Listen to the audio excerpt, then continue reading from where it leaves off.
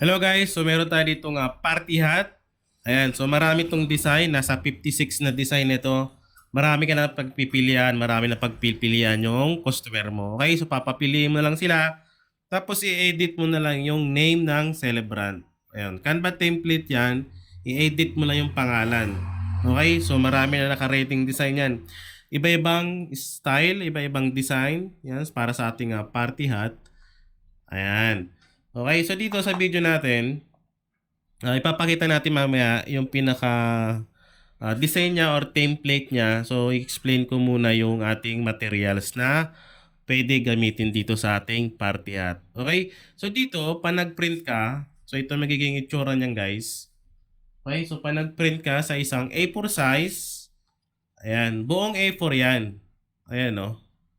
Okay, so buong A4 para mas malaki. Tapos, pag na-print mo na siya, gugupitin mo na lang ng gunting. So, paikot lang naman yan. Ayan, no? Napakadali lang gawin ito. So, pag na-print mo na ng buong A4 size na naka-landscape, so landscape yan. Okay? So, pag na-print mo na, i-cut mo na lang siya. Ayan, no? Napakadali lang yan. Tapos, pag na-cut mo na siya, hiwaan mo lang din ng kaunti dito para malagay mo ito. Ito, malagay mo yan. Okay, hiwaan mo lang konti dito.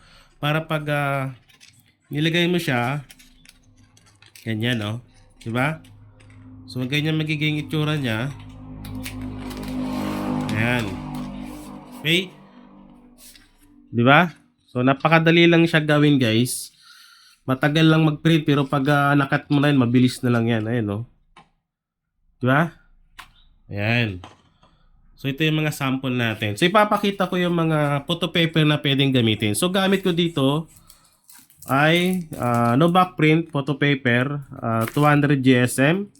Depende sa printer nyo kung gaano kakapal yung kaya. Okay? So, huwag kayong magsasalang na makapal na masyado.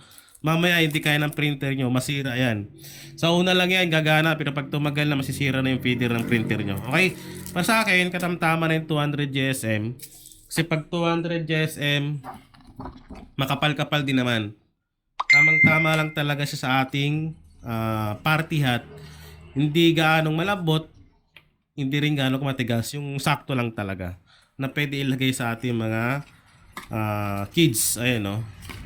Tapos lalagyan mo na lang siya ng tali. Okay? Yung tali niyan, nabibili yan sa mga yung pinagbibilihan nyo ng mga garter. Mga sinulid, meron yan. Okay? Ayan, no? Ayan. So dito, pwede ka rin gumamit ng ibang photo paper tulad nito. Kaso dito, no back print to. May print to sa likod. 180 GSM. So yun ang pinagkakaiba niya. 180 lang. Tapos may print siya sa likod. Yung ganito yung itsura. Pag ganito yung itsura guys, no back print yan. Okay? So pwede ka rin gumamit ng RC satin. Ang problema din naman sa RC satin, meron din siyang print sa likod. Pero maganda din naman, kailangan mo lang mas mataas pa sa 260 para makapal. Pero sa akin, ganitong papel okay na eh. Ganito. Sa party hat lang naman, tamang-tama lang talaga siya dito. Okay, so ang bentahan nito sa mga nagtatanong, kung bibili ka ng aking template, so nakasell kasi to guys eh. Ayan, message ka lang para ma-assist ko. Ayan. So kung bibili ka nito tapos ibebenta mo din pag na-print na sa mga customer mo, ang bentahan ng isang peraso ay nasa 20 pesos to 25. Okay, minimum 20 pieces 'yan. Sa isang ganito kasi, ang laman na ito 20 seats. Okay? So 20 seats, ibebenta mo siya ng 25 bawat isang party hat. So ang mangyayari dyan, 20 times 25, so 500. Okay, so 20 times 25, so 500. So 500, ilis mo lang yung puhunan mo dito na nasa 44 lang ata to eh, 40. Isang sheets na to. So palagay mo yung ink, ilis mo na din. So ilis mo yung 100, so meron kang 400. So malinis na din yun, di ba? O kaya 200, di ba? Yung puhunan o kaya yung service mo, yung pagod mo. So meron kang 300.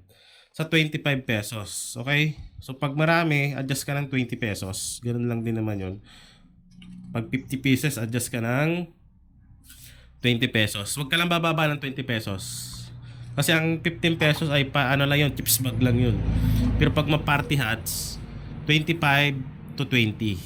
Kung di naman, kung kakaunti lang talaga ang papagawa, mga 10 pieces lang, gawin mo ng 30. Diba? Depende sa pag-uusap nyo ng customer nyo. Okay? Yan. So, napakadali lang to guys. Again guys, yung party hat natin ay nakasell ito. 56 design. Okay? 56 yan. Edit mo na lang sa Canva. Palitan mo na lang ng name. Ayan.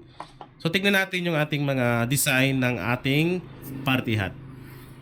Okay guys, so ito yung template natin sa Canva ng party hat. Ayan. So, edit mo lang din naman yung pangalan ng celebrant. Ayan. Okay? Yung birthday, happy birthday sa kayong celebrant.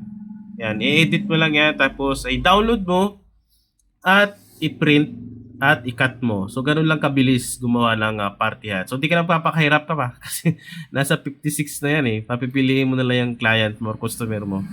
Di ba? Ayan o. May pambabae, may panlalaki. Okay? So, message lang guys. At ang napaka-importante dito, kahit free account ka lang sa Canva, makapag-edit ka neto. Okay? Hindi mo na kailangan ng pro account sa Canva. Ayan. So, message lang guys sa aking Facebook page para sa mga gusto magawin.